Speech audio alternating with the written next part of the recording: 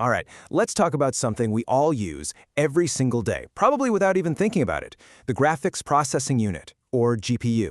Today, we're going to crack open that black box and really take a look inside.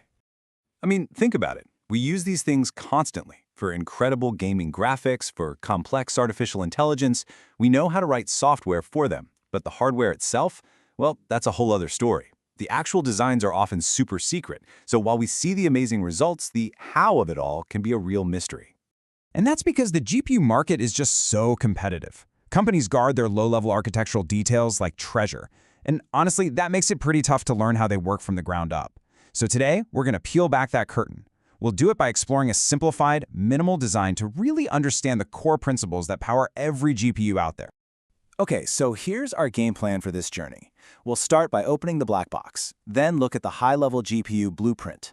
From there, we'll dive deep inside the parallel engine itself, learn the language of kernels that makes it all work, and finally, see how this all adds up to the real-world superpowers these things have. So first up, let's look at the big picture, the high-level architecture. A really great way to think about a GPU is to imagine it's a highly specialized factory, one that's designed for a single purpose, completing a massive number of similar, repetitive tasks all at the same time. Inside this factory, you've got a few critical components. The entire system is built to process a huge job, something we call a kernel, and it all starts right here, with the control register getting the initial work order. Once the work order is in, the dispatcher takes over. You can totally think of this as the factory foreman. Its job is to take that massive kernel order and break it down into smaller, more manageable chunks, called blocks. Then it starts handing these blocks out to all the workers on the factory floor. And who are the workers on the factory floor? Well, those are the compute cores. Each and every one is like its own self-contained workshop, a little powerhouse where the actual parallel number crunching happens, tackling one blot of work at a time. Of course, with all these workshops humming along at full speed, you run into a huge logistical challenge. How do you get them the raw materials, the data that they need? That's the job of the memory controllers. They're the warehouse managers, making sure the flood of data requests from all those cores doesn't create a massive traffic jam. Okay, now let's zoom way in.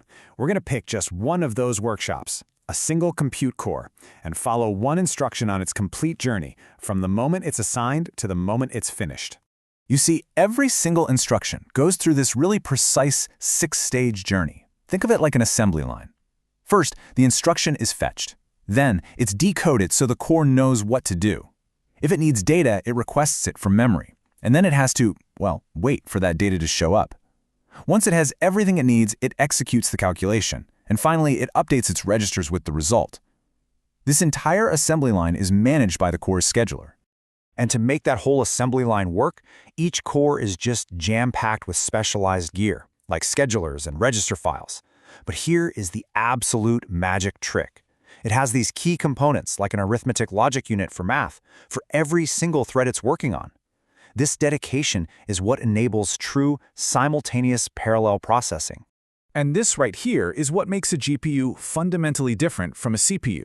A CPU is like a master craftsman, right? A few incredibly powerful cores built to tackle really complex problems one after the other. A GPU, on the other hand, it's an army of smaller, super efficient cores, all built for one purpose: massive, overwhelming parallelization. So we have this incredible factory floor of hardware, this amazing army of cores. Now, how do we actually tell it what to do? Well, the hardware speaks its own language. It's a very simple, very direct language called an instruction set architecture, or ISA. You can think of it as the machine's basic vocabulary, where every single word is a simple operation. And when you look at the actual words in this language, you can see just how simple it is. You've got commands to load and store data, to do some basic math, and then the really crucial ones for logic. CMP to compare two values, and BRNZP to branch or jump to a different part of the program based on that comparison. What's so cool is that with just this tiny vocabulary, you can build incredibly complex programs. Okay, but this brings up a huge question, right? If you have thousands of these little workers, these threads, all running the exact same code, how do they do different work? The answer is genius in its simplicity. Each thread gets a unique ID. It has access to these special registers that tell it exactly who it is within the bigger group. It's like telling every worker in a warehouse, go to your assigned aisle, same instruction, different aisle.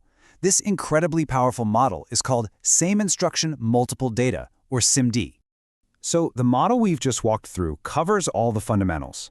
But real-world production GPUs, oh man, they use some incredible tricks to squeeze out every single last drop of performance.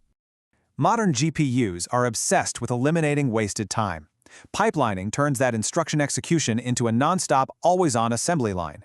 Warp scheduling is even more clever. If one batch of threads gets stuck waiting for data, the scheduler just instantly swaps in another batch to keep the core busy. No downtime. And memory coalescing? Think of it like a carpool for data, bundling dozens of individual requests into one big, efficient trip to memory. They also add some seriously specialized hardware. Multi-layered caches are like having small, super fast toolboxes right next to each worker so they don't have to walk back to the warehouse. They have sophisticated logic to handle something called branch divergence, which is what happens when threads in a group suddenly need to take different paths through the code. And they have synchronization barriers, which are basically designated meeting points where threads can pause and wait for the rest of the team to catch up. And they do all of this at a scale that is just, well, it's pretty hard to wrap your head around. Our simplified model might have a few cores. A modern high-end GPU, we are talking about thousands of them. Over 10,000, all working in parallel. So by understanding these core principles from the high-level factory floor all the way down to the journey of a single instruction, you really start to see the true engine of modern computing. This is what powers AI, scientific simulation, and immersive graphics. And it leaves us with a really fascinating question. Now that we know how these incredible parallel engines are built, what future problems are they going to help us solve next?